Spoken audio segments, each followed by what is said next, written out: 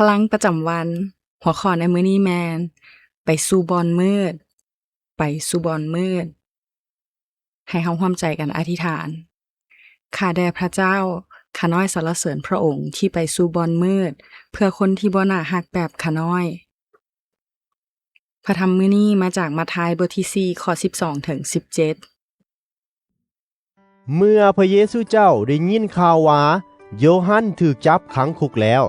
พระองค์ก็ได้ไปแขวงคาลิเลพระองค์ย้ายจากเมืองนาซาเร็ตไปอยู่กาเปร์นาอูมเมืองหนึ่งที่แคมทะเลสาบในขงเขตเซบูโลนและเนฟทาลีเหตุการณ์ได้เกิดขึ้นเช่นนี้ก็เพื่อให้สำเร็จตามที่ผู้ทำนวยเอสายาได้กล่าวไว้ว่าดินแดนเซบูโลนและดินแดนเนฟทาลีตามทางไปสู่ทะเลทางฝากหนึ่งอีกของแม่น้ำจอร์แดนที่แขวงคาลิเลแห่งบรรดาประชาชาติประชาชนผู้ที่ใช้ชีวิตอยู่ในความมืดหนาได้เห็นแสงแจ้งอันยิ่งใหญ่สำหรับพวกที่อยู่ในเงาแห่งความตายแสงแจ้งใสได้ส่องใส่เขาเจ้าตั้งแต่เวลานั้นมาพระเยซูเจ้าก็เริ่มต้นเป่าประกาศว่าจงทิมใจเก่าเอาใจใหม่เพราะว่าราชอาณาจักรสวรรค์มาใกล้แล้ว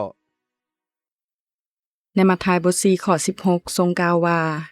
ประชาชนผู้ที่ใช้ชีวิตอยู่ในความมืดหนาได้เห็นแสงแจ้งอันยิ่งใหญ่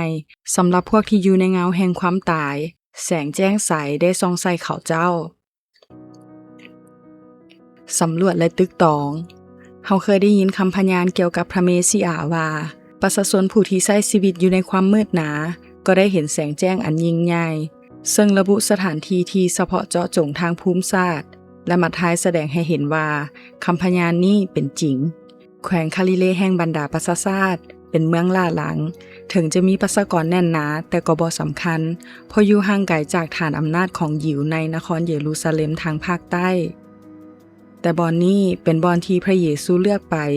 โดยได้ตั้งกาเปร์นาอูมเป็นสำนักงานใหญ่ของพระองค์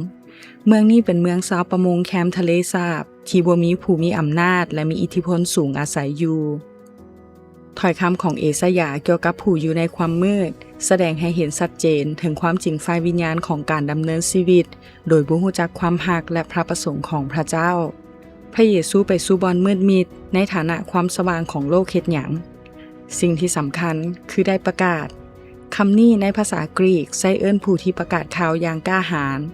พระเยซูกล่าวถ้อยคำท้าทายของโยฮันซ้ำอีกว่าจงทิ่มใจเก่าเอาใจใหม่เพราะว่าราชอาณาจักรสวรรค์มาใกล้แล้วพระเยซูปฏิเสธบ่ยอมแพ้ต่อการทดลองเพื่อญาติสิงอำนาจผ่านการต่อสู้ทางการเมืองแต่ได้ท้าทายผู้คนให้เปลี่ยนทิศทางแทนที่จะย่างหนีไปจากพระเจ้าและติดอยู่ในเงามืดตอนนี้พ่อเขากำลังย่างเข้าหาพระเจ้าในความสว่างของพระองค์การเทศนาสั่งสอนยังเป็นวิธีการที่สำคัญในการนำข่าวดีของพระเจ้าไปถึงผู้คนและเปลี่ยนแปลงชีวิตมีคนกล่าวว่า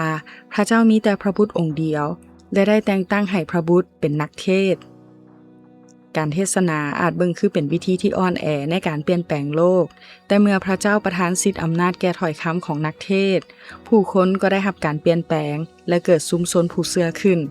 จนสามารถพลิกโลกให้กลับไปสู่ทิศทางที่ถูกต้องได้ตอบสนองท่านฮู้จักนักเทศที่ท่านสามารถหนุนใจลาวเกี่ยวกับเวียกที่ลาวได้รับการเอิ้นจากเบื้องเทิงบ่หรือท่านอาจจะเป็นคนนั่นที่จำเป็นต้องได้รับการหนุนใจเอง